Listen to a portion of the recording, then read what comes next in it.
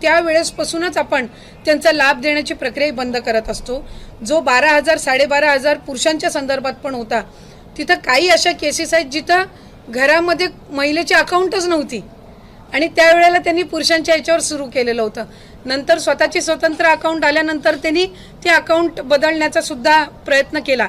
आता त्या सगळ्या ह्याच्यामध्ये ही ई-KYCची प्रक्रिया ही अतिशय उपयुक्त ठरणार आहे की याच्यामधनं लाभार्थी जे जेन्युइन आहेत ते 31 डिसेंबरपर्यंत एकदा ई-KYC झालं की मग याच्यामध्ये अशा पद्धतीच्या कुठल्याही घटना ज्या 6-8 महिन्यापूर्वी झाल्या त्या होणार नाहीत।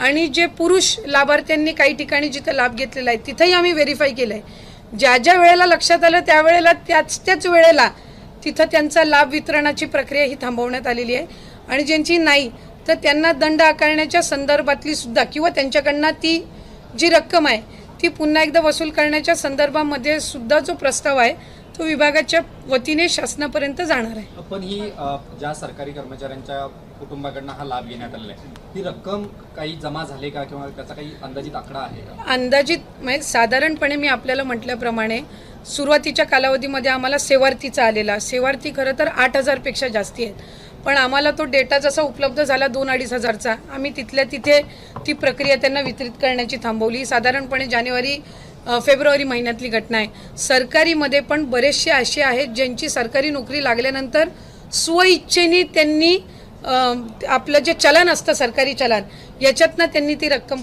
परतफेड केलेली आहे। जिथं जिथं प्रशासन तुमच्या खात्याकडनं आता मुदतवाढ देण्यात आलेली आहे, अद्यापपर्यंत ई-KYC करणाऱ्या महिलांची संख्या किती आहे ही माहिती पडलेली आहे का? अद्याप किती महिलांचं ई-KYC लाडकी बहीणमध्ये करण्याचं बाकी राहिलेलं आहे? आम्ही साधारणपणे 2 महिन्यापूर्वी 18 नोव्हेंबरपर्यंत ई-KYCची प्रक्रिया पूर्ण करण्याच्या संदर्भामध्ये सर्वच आपल्या महाराष्ट्रातील लाडकी बहीण मुख्यमंत्री माझी लाडकी बहीण योजनेच्या लाभार्थी महिला ज्या आहेत त्या माता भगिनींना आम्ही त्या ठिकाणी सूचना केल्या होत्या।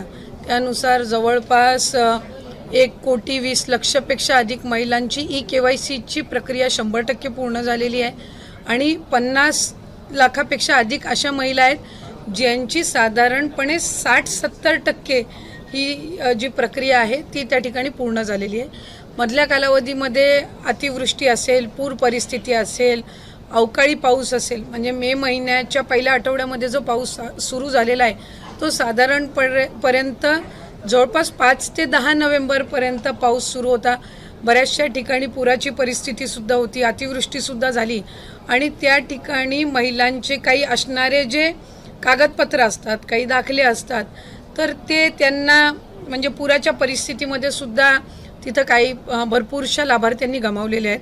त्या दृष्टिकोनातून आणि त्याचबरोबर ज्या विधवा महिला आहेत किंवा ज्या एकल महिला आहेत म्हणजे ज्यांचे वडील वारलेले आहेत पण डिवोर्स झालेला आहे किंवा अशा पद्धतीच्या ज्या काही बाबी आहेत तर त्याच्यामध्ये त्यांचीही त्याच्यामध्ये विनंती होती, सूचना होती।